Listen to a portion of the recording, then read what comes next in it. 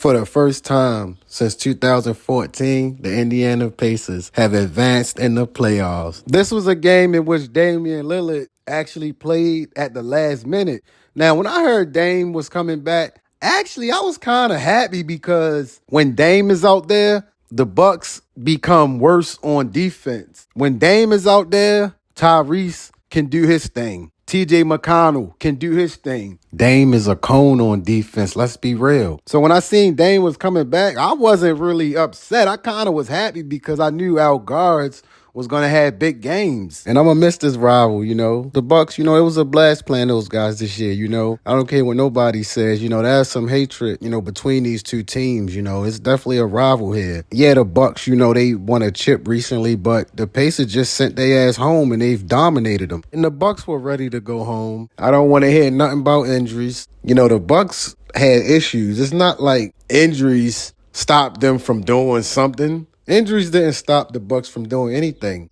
because when the Bucks were healthy, they really wasn't doing nothing. I mean, at least Philly has a legit excuse. They looked good before Embiid started going through his injuries. But Milwaukee, when you were healthy, your team had issues. So I don't want to hear nothing about injury stops you from doing something. You weren't going to do nothing anyway, especially not against the Pacers. The Pacers owned the Bucks from the start of this season until the end of this season. That is just a fact, and that's why I always tell you don't get mad at them things. Them things being them facts. The Pacers were just a bad matchup for the Bucks. That's just what it was. I do admit I look forward to these teams' full battles next year. As far as the pettiness, I hope it's still there. I hope the pettiness is still there when these two teams meet next year. But for the meantime, for the Milwaukee Bucks, it's back to the drawing board for you. And for the Indiana Pacers, it's on to the second round for you.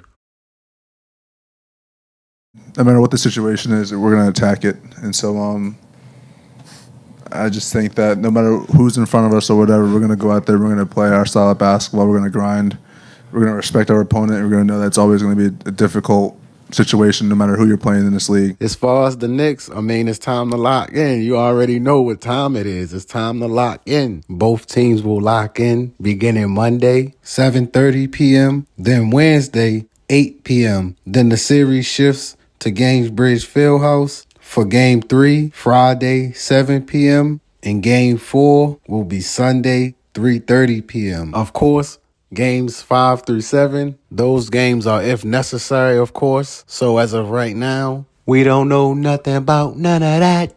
None of that. I believe I said it before.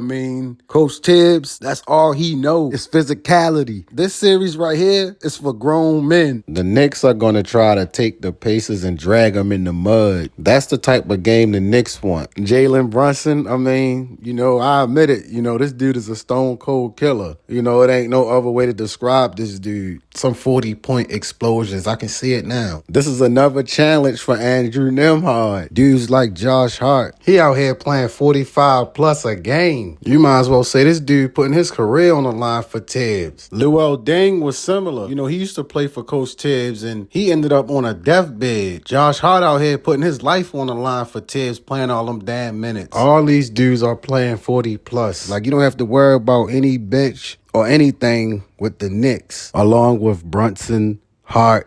Guys like OG Anunoby also will be playing 42 plus minutes. Speaking of OG Anunoby, he's one of those guys that could make life tough for Tyrese Halliburton in this series. Because I talked about that stone cold killer on the other side. What Halliburton gonna do? It'll be interesting to see, are the Pacers, content with what they have accomplished. If you're the Pacers, at the end of the day, you're playing with house money. This season has been amazing, Whatever happened at this point happens, Or do they want to accomplish more? Man, that shit sound pretty good. Eastern Conference Finals, man, that shit sound pretty good. Like born to tell you, that shit sound so marvelous. And I'm well aware that this team is missing Julius Randle. But the honest truth is that the Knicks are better without Julius Randle. Julius Randle is a guy who does not pass the ball at all. And I'm just going to say this, and I don't give a hell what nobody say. The Pacers are the more talented team. I mean, the Knicks have the best player in this series. Don't get me wrong. They have the best player in this series. I mean, but after that, you looking at Siakam, Halliburton. And with the way Miles Turner playing, he's on the same level as an OG Anunoby. The Pacers are the more talented team. The Knicks just more physical, that's all. And that is what is important this time of year. And that's why they're where they are. This series, Miles Turner gonna have to match that physicality.